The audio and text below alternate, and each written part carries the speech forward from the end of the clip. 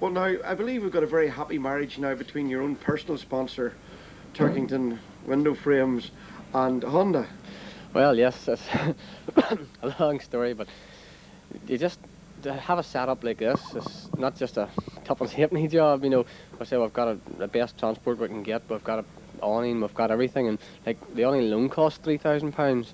So to have this, you need sort of a bit of help from everyone because it costs so much. And Honda supply the bikes and the parts, and Travers supplies all the backup and the transport and everything. So we're lucky we've got the best of both worlds. We don't have to sort of compromise anywhere. So if anything goes wrong, we're always sure of getting it fixed, and you don't have to worry about anything, which makes it a lot easier to race.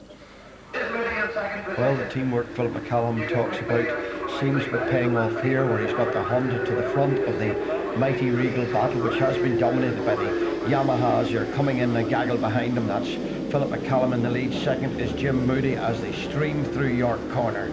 We'll go across very quickly now to University Corner. Phillip still leads at University.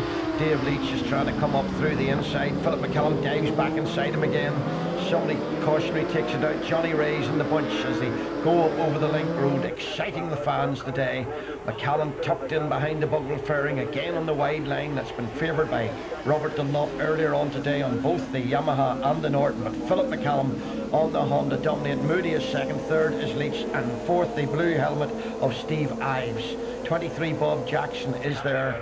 They dive down into Metropole. Everybody coming out, 1, 2, 3, 4, maybe 5 abreast. They go into Metropole. It's the brave that counts here, hanging hard onto it. McCallum's just still slightly in front of this bunch.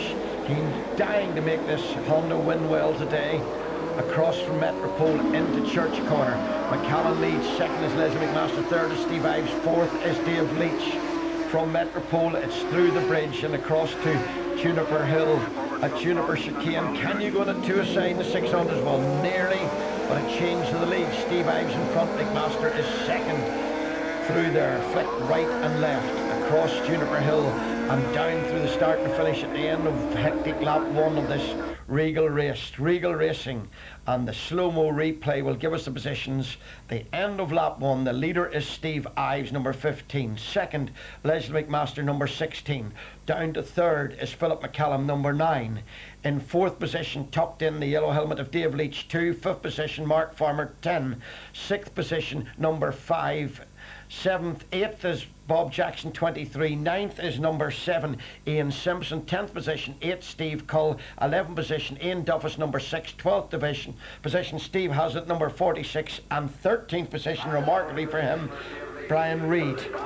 The gaggle stays tight together as we dive into York Corner.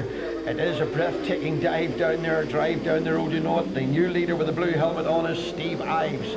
Leach taking a long line round the outside there. Brian Reid still tucked in behind him, and Reedy wondering what he can do to change his luck this season. The link road into the magic roundabout. Steve Ives from McMaster. Johnny Ray now third. Leach is 4. Bob Jackson is 5. Flashing through at Metropole, diving round 2 different lines, a tight line and a wide line. Back to Church Corner, it's McMaster in front from Mark Farmer, number 10 now into second. Farmer seemed to come from nowhere up into second place underneath the railway bridge. Juniper Hill Chicane. The brave get through first, and the brave man this time is the blue helmet of Steve Ives. McMaster is second. Ives from McMaster leading the pack through. They still stay. It's anyone's race at this stage. Who will be the winner? We look for them at the end of lap 2. End of lap 2 through the start and finish area. The leader this time is Farmer. Second is Leach. Third, McMaster. Fourth, Jackson. Fifth, McCallum. And sixth, Johnny Ray. The rest of the gaggle with them. Down over this hill, there's a little bit of a jump there, and if you're really going quick, you get off the air, and then it's getting it flat on 2 wheels. You want to brake, you certainly don't want to count up the back end. It's the Mark Farmer leading the bunch this time. Ives with a blue helmet, you can see very far down the field in about 8th place. Over we come. Jack Curry is photographing here at University Corner. Leslie McMaster from Phillip McCallen and Leach. Johnny Ray, the 6th place at the back of the bunch, and it's 6 riders. Have these 6 got away from the rest of the field up over the link road? The rest of the field, you can see them going up through here, know that they've got to make some improvements on it. It's still the orders. They go through the roundabout. That pink bike number 21 is Jim Moody. The gaggle have closed up again on the long run down into Metropole Corner. Bob Jackson is the new leader. Bob Jackson from Cumbria leads them out through Metropole Corner. He is about the 7th leader that I can recall in this race so far, and this race isn't halfway run. It's Bob Jackson leading from Leslie McMaster 16. At the back of that bunch, Steve Hazlitt 46. Then number 6 going up there, Ian Duffus. The leader is still Farmer. He gets it all wrong and he's cut back out of it. They cut back out. We have a new leader as we go back across, down through the start and finish very shortly. Well, it's a long shot. Let's just see how they go up the hill there. Into the start and finish now, and the leader at the start and finish is McMaster again. McMaster leads. Second is McCallum. Third, Bob Jackson. 5th place, the number 2 man, Dave Leach. And Dave Leach doesn't like being anything else but in front, but he hasn't had that privilege today.